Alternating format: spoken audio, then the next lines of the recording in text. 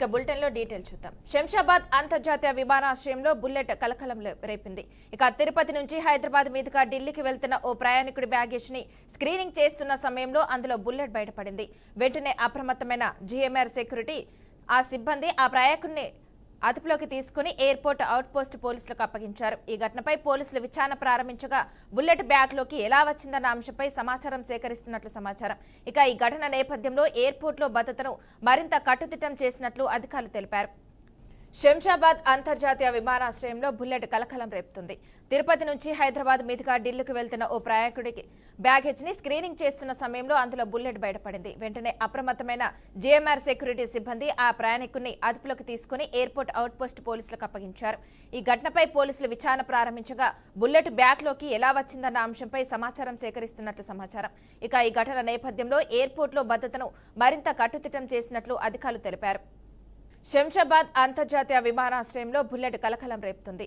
తిరుపతి నుంచి హైదరాబాద్ మీదుగా ఢిల్లీకి వెళ్తున్న ఓ ప్రయాణికుడి బ్యాగేజ్ ని స్క్రీనింగ్ చేస్తున్న సమయంలో అందులో బుల్లెట్ బయటపడింది.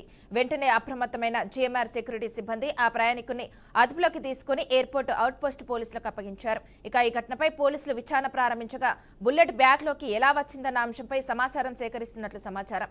ఈ ఘటన నేపథ్యంలో ఎయిర్పోర్ట్లో భద్రతను మరింత కట్టుదిట్టం చేసినట్లు అధికారులు తెలిపారు. ఇక ఇదే అంశానికి సంబంధించి మరింత సమాచారాన్ని మా స్పెషల్ కరెస్పాండెంట్ శ్రీకాంత్ అందిస్తారు. శ్రీకాంత్, చెప్పండి. రైట్, మనసు ఏదైతే శంషాబాద్ ఎయిర్పోర్ట్ కు సంబంధించినటువంటి బుల్లెట్ కలకలం అనేది ప్రస్తుతం కొంత చర్చనీయాంశంగా మారిందని చెప్పుకోవాలి. అయితే హైదరాబాద్ నుంచి ఢిల్లీకి వెళ్తున్న ప్రయాణికుడు చెక్కింగ్ బ్యాగ్ లో సెక్యూరిటీ స్కానర్లు ఈ అనుమానాస్పద వస్తువు అనేది కనపడినట్టుగా తెలుస్తోంది. అయితే ఈ ఘటనకు సంబంధించి ఎయిర్పోర్ట్ లో భద్రతల ప్రమాణాలు మరింత కట్టుదిద్దం చేసే, అంటే భద్రతా ప్రమాణాలకు సంబంధించి కట్టుదిద్దం చేసిన విషయాన్ని మనం గుర్తు చేసుకోవచ్చు.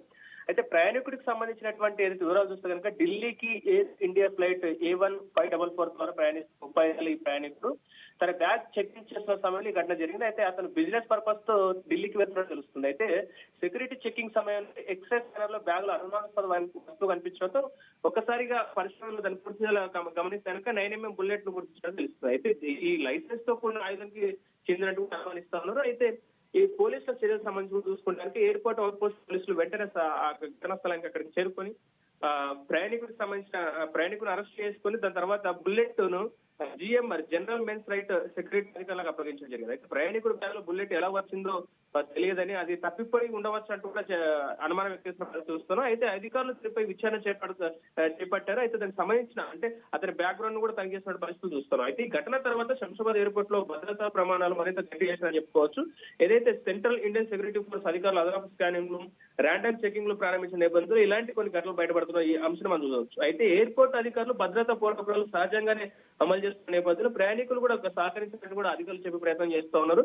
అయితే ఈ ఫ్లైట్ లో ఆలస్యం చేయకుండా, ఆలస్యం లేకుండా చేపట్టబడినటువంటి అంశం కాబట్టి అయితే భవిష్యత్తు ఫ్లైట్ ఇలాంటి అంశాలకు సంబంధించి కూడా ఖచ్చితంగా ప్రభావం ఉండే అవకాశం ఉంది. అయితే ఎయిర్పోర్ట్ భద్రతా విధానాల బలాన్ని ఈ ఒక్క ఘటనతో మనకు తెలియజేస్తాయి. అయితే ఓవరాల్ ఈ అంశానికి సంబంధించి అసలు ఆ వ్యక్తి ఎవరు, ఏంటి, ఆయన బ్యాక్గ్రౌండ్ ఏంటి, ఆయన ఎక్కడి నుంచి వచ్చారో, అసలు బుల్లెట్ ఎక్కడి నుంచి ఆయన బ్యాగ్ లోకి వచ్చిన విషయాన్ని కూడా పూర్తి స్థాయిలో తనిఖీ చేస్తున్న పరిస్థితి, అంటే విచారణ చేపట్టిన పరిస్థితి మనం చూస్తా ఉన్నాం. అయితే ఓవరాల్ గా ఈ విచారణ తర్వాత కూడా అసలు ఆయన పూర్తి డీటెయిల్స్ ఏంటి అనేది, అసలు ఎక్కడ అది అనుకోకుండానే జరిగిందా లేకపోతే ఆయనకు సంబంధించిన డీటెయిల్స్ బయటకు వచ్చే అవకాశం అనేది మనకు అనిపిస్తూ ఉంది. మనకు ఓకే, థ్యాంక్ యూ శ్రీకాంత్.